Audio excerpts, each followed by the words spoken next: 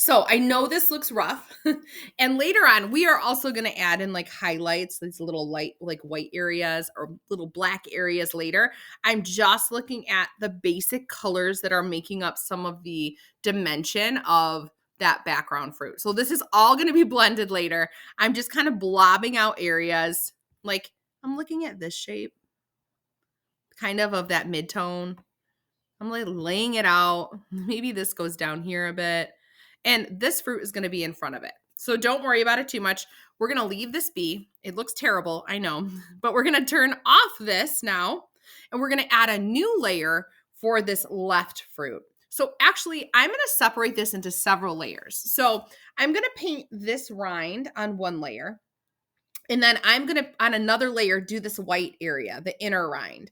Because later on, if I want to erase, let's say the edge of this color, I don't want to erase this with it. If you separate things on different layers, you can erase them separately and change them without affecting the other parts, if that makes sense. So I'm going to go add a new one, and I'm going to call this left skin.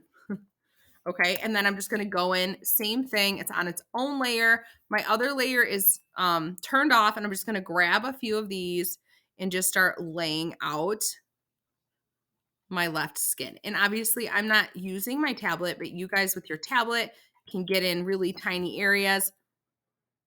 Even with this, I can go to my eraser tool and I have a hard edge brush. I can really clean that up easily.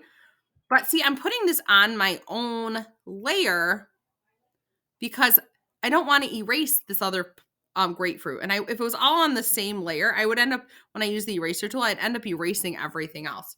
So you want to be careful just to keep separating things. So this is my base color. It looks a little darker.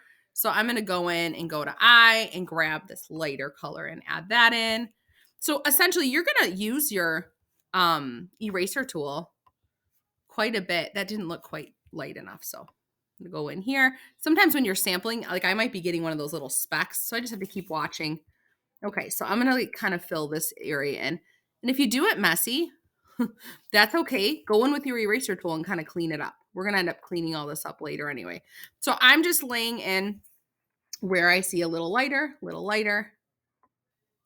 like a little bit there. And then I can go to E on my keyboard and I can really clean that up in a bit. And then, so this is the left skin. I'm going to do left,